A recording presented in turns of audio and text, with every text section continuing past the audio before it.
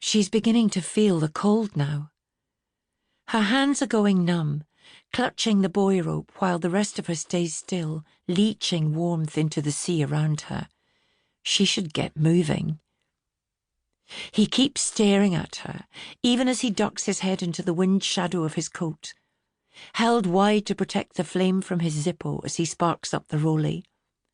He sucks in a lungful and slowly lets the smoke out into the freshening breeze. "There are cleaner ways to top yourself," he says, his voice closer to a growl than a shout. "Name one," she says. Sometimes the urge to break that barrier leads her to poke at him in a kind of defiance. He spits a shred of tobacco off his lip and shakes his head. "I don't want to argue," he says, voice almost lost in the wind. "But you came over," she says. "But you turned the boat around and came over."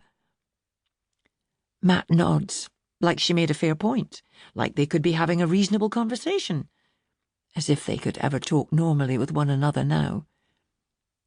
"He wouldn't want you doing this," he says. And there it is, the first low blow. "I'm not," she says. "I'm not a fucking idiot, Sig," he says. "I looked it up on the internet. I know you're breaking all the rules here." "I am not committing suicide," she says. "Free diving without a buddy, without a team. No one does that." She's suddenly very exhausted by all this. It could be the cold, or it could be this ground they are going over again. Or it could be he's making her feel guilty about the only thing that seems to centre her these days, something that's only her concern now, and this pisses her off, despite knowing he means well. "I'm in control," she says. "You don't have to keep nagging me." "You're in control until you're not," he says. "I know you.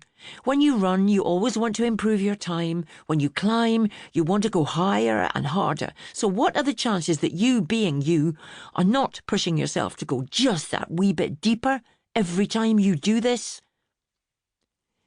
He raises an eyebrow as he stares her down.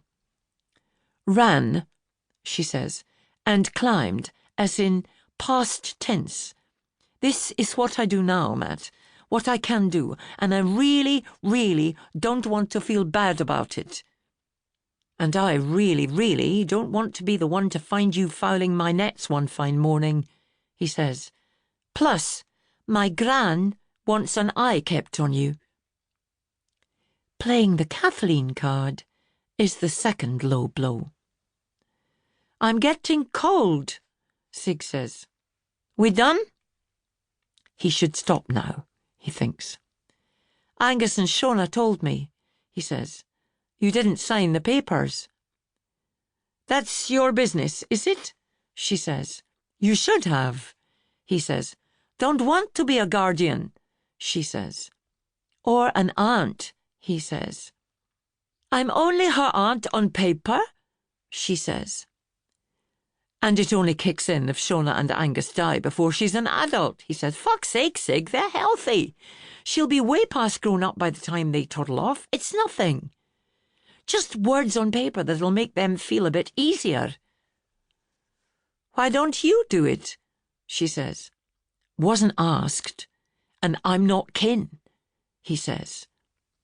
He points at the boy. "Is it because of this?"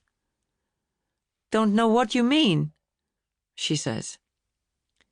"You thinking of toddling off yourself?" he says. "Her grandparents understood," she says. "It's all good between us. I'm looking after her while they go to the morgue. No bad blood. Don't stir." "No," he says. "They just said they understood, because they're nice folk and didn't want to make you feel bad. They're kind. Like—" He bites off the rest of the sentence and looks away. She stares at the back of his head. "Like who?" she says. The shiver in her voice is just the cold water. She needs to move. Like you, Sig, he says, looking back down at her. Like you used to be. And suddenly, she's had enough. She lets go of the boy. Good luck with the fishing,